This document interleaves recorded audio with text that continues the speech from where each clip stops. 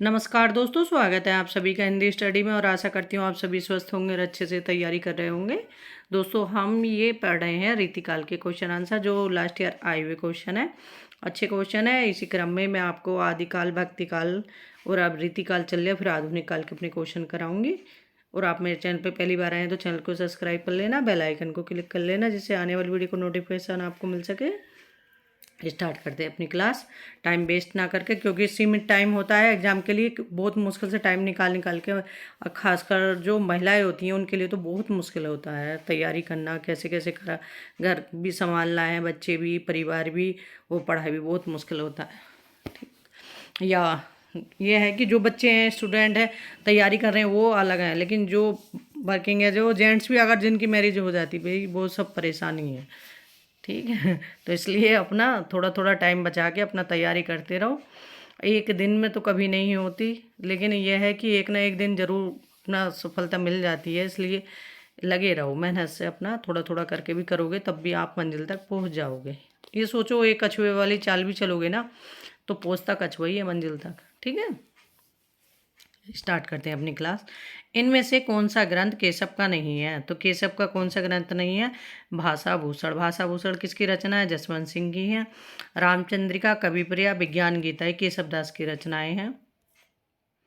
देव कवि किस जिले के थे? तो देव कवि किस जिले के थे? इटावा जिले के थे। घनानंद की कृतियाँ किस भाषा में हैं? तो घनानंद की कृतियाँ किस भाषा में हैं? ब्रज भाषा में है।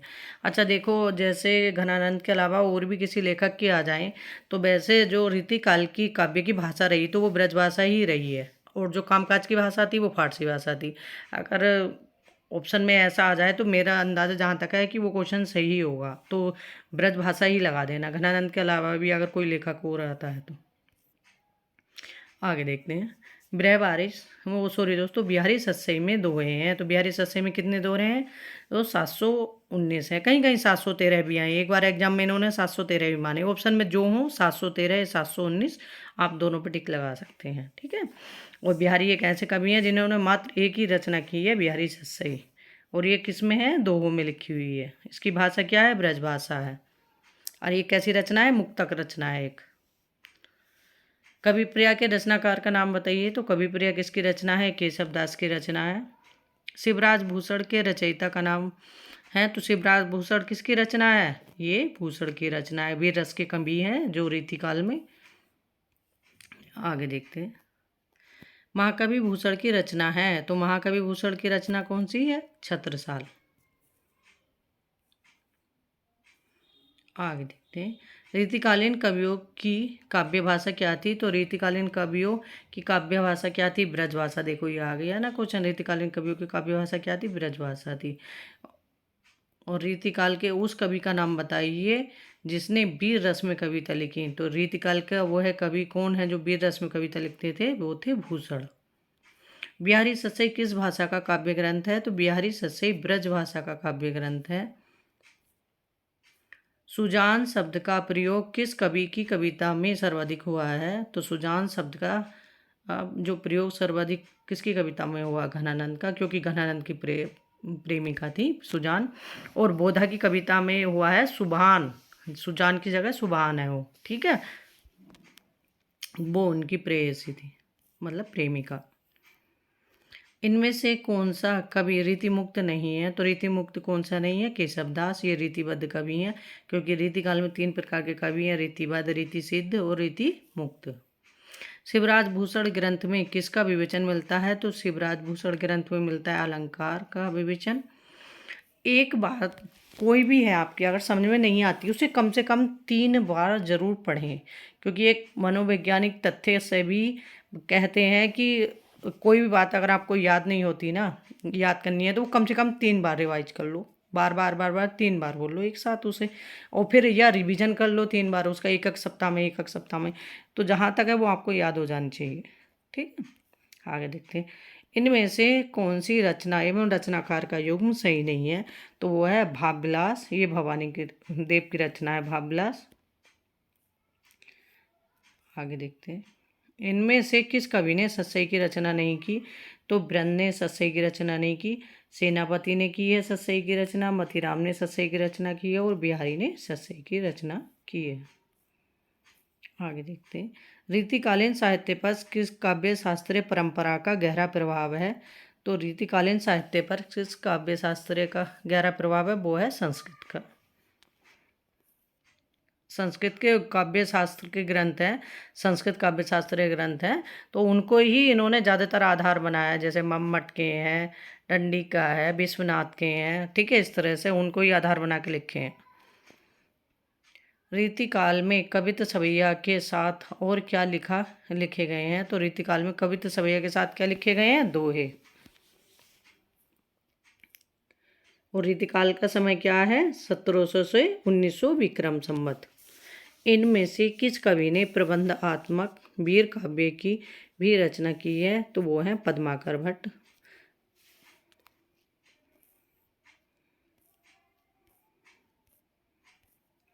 प्रबोध पचासा ग्रंथ के रचयिता हैं, तो प्रबोध पचासा किसकी रचना है? पद्माकर की रचना है। इनमें से किस कवि ने सतसई की रचना नहीं की? तो सतसई की रचना किसने नहीं की? बेनी परवीन ने। जन्म काल के अनुसार निम्नलिखित कवियों का सही अनुक्रम है, तो ये है बिहारी, देव, भिखारीदास और पद्माकर। इसमें ऑप्शन हमारा ए सही होगा। अंग दर्पण किस कवि की रचना है? तो अंग दर्पण किसकी रचना है? ये रसलेन की रचना है। पानिप अपार धन आनंद उगती ओछी, जतन जुगती जोन कोन पे नपती है। उक्त काव्यांश में कवि क्या कहना चाहता है? तो कवि कहना चाहता है कि नायिका के सौंदर्य की तुलना में मेरी उक्ति निकृष्ट है। आगे देखते हैं, ये है जन्मकाल के आधार पर निम्नलिखित रचनाकारों का सही अनुक्रम है, तो ये केशवदास, सेनापति, चिंतामणि, भूषण। इस तरह से ऑप्शन हमारा सही होगा। अरे इनका क्रम ना एक बार आप याद कर लोगे तो जब भी एग्जाम दोगे, कोई सा भी एग्जाम दोगे, उसमें आपको लाभ मिलेगा इसका। तो इसलिए आप ज़्यादातर इसका एक बार क्रम याद कर लो, ट्रिक बना के कोई। मैंने तो जैसे याद करा था केशव, बिहारी, चिंता, छोड़, इस तरह से मैंने अपना एक ट्रिक बना के याद किया था। इसी तरह से आप भी अपना याद करोगे तो हो जाएगा आसानी से, क्योंकि इससे क्वेश्चन बनते ही रहते हैं। रचना काल के अनुसार निम्नलिखित कवियों का सही अनुक्रम है, तो वो है चिंतामणि, महाराज जसवंत सिंह, देव और भिखारीदास। निम्नलिखित काव्य कृतियों में से कौन सी कृति प्रबंध काव्य नहीं है? तो सुजान हित प्रबंध काव्य नहीं है। चंडीचरित गुरु गोविंद सिंह की रचना है, ये भी प्रबंध काव्य है। रामचरित ये रामचरित सुरति में की है, और सुजानचरित सूदन की रचना है। ठीक है, ये तीनों प्रबंध काव्य।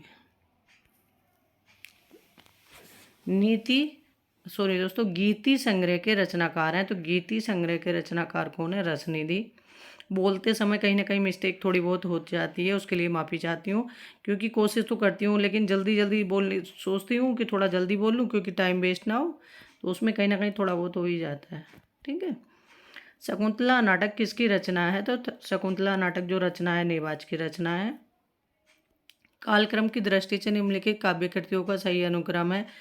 अंगदर्पण रसलीन की रचना है, बृहवारिस बोधा की रचना है, व्यंग्यार्थ कौमुदी प्रताप शाही की रचना है, मधुर प्रिय किस पज नेस की रचना है। तो इसमें ऑप्शन हमारा ए सही होगा। ब्रह्म सस्सई की विषय वस्तु क्या है? तो ब्रह्म सस्सई की विषय वस्तु क्या है? नीति। इन कवियों में सही कालक्रम का निर्देश कीजिए, तो ये गलत है। तो इसमें केशव, चिंतामणि, मतीराम और पद्माकर, इस तरह से इनका क्रम आएगा। ग्रंथों को आलोचकों के साथ सुमेलित करना है, तो बिहारी सतसई ये है, पदम सिंह शर्मा ने लिखी है।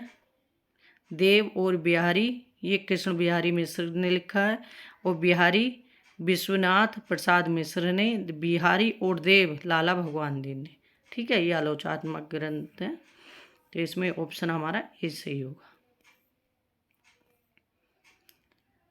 कुंदन को रंग फीको लागे झलके अति अंगन चारू गुराई, ये पंक्तियाँ किस कवि की हैं? ये पंक्ति है मतीराम की, और बहुत बार एग्जाम में रिपीट हुई हैं ये। सोए तोड़े पीत पट श्याम सलोने गात, ये पंक्ति हैं बिहारी जी की, ये भी एग्जाम में पूछी गई हैं। अभिधा उत्तम काव्य, मध्य लक्षणाहीन, अधम व्यंजना, रस रस उल्टी कहत नवीन, ये देव की पंक्तियां हैं, ये भी पूछी गई हैं। शिवा को बखानों की बखानों छत्रसाल को, ये भूषण की पंक्तियां हैं, ये भी पूछी गई हैं। इनमें से कौन रीतिबद्ध नहीं है? तो रीतिबद्ध कौन से नहीं है? घनानंद, ये रीति मुक्त कवि हैं। बोधा, आलम, ठाकुर, दुष्देव और घनानंद, ये रीति मुक्त हैं। कवियों और कृतियों का सुमिलित करना है, तो इसमें एक तरफ कवि हैं, एक तरफ इनकी रचनाएं हैं। तो केशवदास, रसिक प्रिया, मतीराम, ललित ललाम। भूषण की रचना है शिवा वामनी, देव की रचना है भाव विलास। तो इसमें ऑप्शन हमारा 2 सही होगा। आगे देख लेते हैं। इन काव्य पंक्तियों को उनके कवियों के साथ सुमिलित कीजिए। तो इसमें अति सुदो स्नेह कुमारगु है, तो ये पंक्तियां हैं घनानंद की। साजी तुरंग वीर रंग में तुरंग चढ़ी, ये पंक्ति हैं भूषण की। गुलगुली गिल में गलीचा है, गुनी जन है, ये पंक्तियाँ किसकी हैं? ये पद्माकर की हैं। अगर आपको पंक्तियाँ पूरी पूरी नहीं याद होती तो इनमें से कोई वर्ड पकड़ लो जिससे तुम्हें मिला के याद हो जाए, या पूरी 2 पंक्तियाँ आएंगी तो नहीं ध्यान रहता, तो कहीं से कोई इस तरह से मिला ले करो वर्ड नाम से कि रिलेट करके कि ये इसकी पंक्तियाँ हैं, क्योंकि बहुत सारी पंक्तियाँ दे रखी हैं, बहुत पूछी भी जाती हैं एग्जाम में। आगे के कवि रिझाई तो कविताई, ये पंक्तियाँ किसकी हैं? तो ये भिखारी दास की हैं। और ये अलग अलग भी पूछी गई हैं सारी पंक्तियाँ, तो इसमें ऑप्शन डी सही है। इनमें से किस कवि ने लक्षण ग्रंथ नहीं लिखा? तो जो बिहारी जी, उन्होंने कोई लक्षण ग्रंथ नहीं लिखा है। निम्नलिखित में से कौन आचार्य कवि नहीं है? तो ब्रजवासीदास आचार्य कवि नहीं है। केशवदास, भिखारी दास, चिंतामणि, ये आचार्य कवि हैं। रीति मुक्त कवि नहीं है, तो जसवंत सिंह जो है रीति मुक्त कवि नहीं है। अमीय हलाहल मद भरे, श्वेत श्याम रत्ना, जियत मरत झुकी झुकी परत, जेही चितवन एक बार, ये पंक्ति है रसलीन की। इनमें से कौन सी रचना केशवदास की नहीं है? तो ललित ललाम केशवदास की नहीं है, ललित ललाम मतीराम की रचना। निम्नलिखित में कौन सी रचना चिंतामणि की है? तो चिंतामणि की रचना कौन सी है? कवि कुलतरु। चिंतामणि की, केशवदास की, बिहारी की, कुछ लेखक ऐसे हैं कि उनकी रचनाएं एग्जाम में भूषण हैं, भिखारी दास हैं, वो एग्जाम में पूछे जाते हैं। इसलिए मैं कहती हूँ कि बार बार जो क्वेश्चन लास्ट ईयर क्वेश्चन है उनमें सिर्फ ये ढूंढो कि कौन से लेखक हैं जिनकी रचनाएं पूछी जाती, तो उनकी रचनाओं को तो याद कर लो। एक वो कौन से लेखक हैं जिनको साहित्य अकादमी पुरस्कार, ज्ञानपीठ पुरस्कार और अपने व्यास सम्मान इस तरह से मिले हैं जिनको, तो वो लेखक भी अच्छे से पढ़ लेना उनकी रचनाएं, क्योंकि उनसे क्वेश्चन आप देखना एग्जाम में क्वेश्चन मिलता ज़रूर है। ठीक है, आगे देखते हैं। आप कवि कुलतरु, कल्पतरु किसकी रचना है? चिंतामणि की। रसराज मतीराम की रचना है। अलंकार प्रकाश भूषण की रचना है। काव्य निर्णय भिखारी दास की रचना है। देव कवि की रचना है, तो देव कवि की रचना कौन सी है? भाव विलास है। काव्य निर्णय भिखारी दास, श्रृंगार निर्णय है भिखारी दास की। निम्नलिखित में से कौन सा मतीराम का ग्रंथ नहीं है? तो मतीराम का ग्रंथ कौन सा नहीं है? रसविलास। रसविलास किसकी रचना है? चिंतामणि की रचना है। रसराज, ललित ललाम और छंदसार, ये मतीराम की रचना है। और रसविलास किसकी रचना है? चिंतामणि की। निम्नलिखित में से कौन रीति मुक्त कवि नहीं है? तो रीति मुक्त कवि कौन नहीं है? पद्माकर नहीं है। निम्नलिखित कृतियों के साथ उनकी कृतियों को सम्मिलित करना है, तो ये लेखक हैं, एक तरफ उनकी रचनाएं हैं। तो चिंतामणि, इनकी रचना है कवि कुल कल्पतरु। मतीराम की रचना है व्रत कौमुदी। भूषण की रचना है छत्रसाल दशक। बोधा की रचना है ब्रह बारिश। तो इसमें ऑप्शन हमारा बी सही होगा। इसमें क्रम लगाना हमें, कवियों का सही क्रम है, तो कवियों का सही क्रम है केशवदास, चिंतामणि, बिहारी और पद्माकर। तो इसमें ऑप्शन डी सही होगा। प्रताप शाही की रचना नहीं है, तो प्रताप शाही की रचना कौन सी नहीं है? तो ये है नवरस तरंग। नवरस तरंग किसकी रचना है? बेनी प्रवीण की रचना है। काव्य विलास, व्यंग्यार्थ कौमुदी, श्रृंगार मंजरी, ये रचना किसकी है? प्रताप शाही की। छत्र प्रकाश प्रबंध काव्य के रचनाकार हैं। छत्र प्रकाश प्रबंध काव्य के रचनाकार कौन है? लाल कवि। ऑप्शन बी सही होगा इसमें। निम्नलिखित में से कौन नीतिकार कवि नहीं है? तो नीतिकार कवि कौन नहीं है? गिरधर दास। तो ऑप्शन डी सही होगा इसमें। ये हमारे आज के क्वेश्चन कंप्लीट हो गए, जो रीतिकाल के हम क्वेश्चन कर रहे हैं। इसी क्रम में लगभग एक दो वीडियो और बनेगी, उसके बाद आधुनिक काल अपना शुरू कर देंगे। और जो अपने लास्ट ईयर पुराने क्वेश्चन है अपना आए हुए हैं, जैसे भाषा विज्ञान के हैं, संस्कृत के तो मैं क्वेश्चन डाल चुकी हूँ, जो हैं अगर उनको भी आप पढ़ लोगे तो मतलब आपका काम चल जाएगा संस्कृत, क्योंकि इतनी संस्कृत आती नहीं है हिंदी में, ठीक है। और बाकी अपना व्याकरण जरूर पढ़ते रहना, साथ में शब्द रूप धातु रूप ये मतलब रिवीजन करते रहना साथ साथ में। और पब्लिक क्या कहती है ये मत सुनना, कान बंद कर लेना दोनों, आंखें रखना, आंखें भी बस कभी कभी बंद कर लेना, क्योंकि जो सामने दिखाई देगा ज़्यादा देखोगे तो उसमें कई बार गुस्सा आ जाता है। इसलिए अब जब तक अपना काम नहीं होता कामयाबी नहीं मिलती, मंजिल नहीं मिलती, इग्नोर करो और आगे बढ़ो, ठीक है, तभी आपको कामयाबी मिलेगी। और थोड़ा रिश्तेदारी कम कर लो, जो जाने आने का जहाँ मजबूरी है वहीं जाओ, अपना थोड़ा कुछ चीज़ें हैं कि हमने बिना जाए काम नहीं चलता, तो उसमें तो जाना ही पड़ेगा, लेकिन कहीं अगर हम बच सकते हैं तो बचा लो अपना टाइम, और फिर अपना घूमना ही घूमना है अगर कामयाब है तो, ठीक है। थैंक यू दोस्तों मेरी वीडियो देखने के लिए।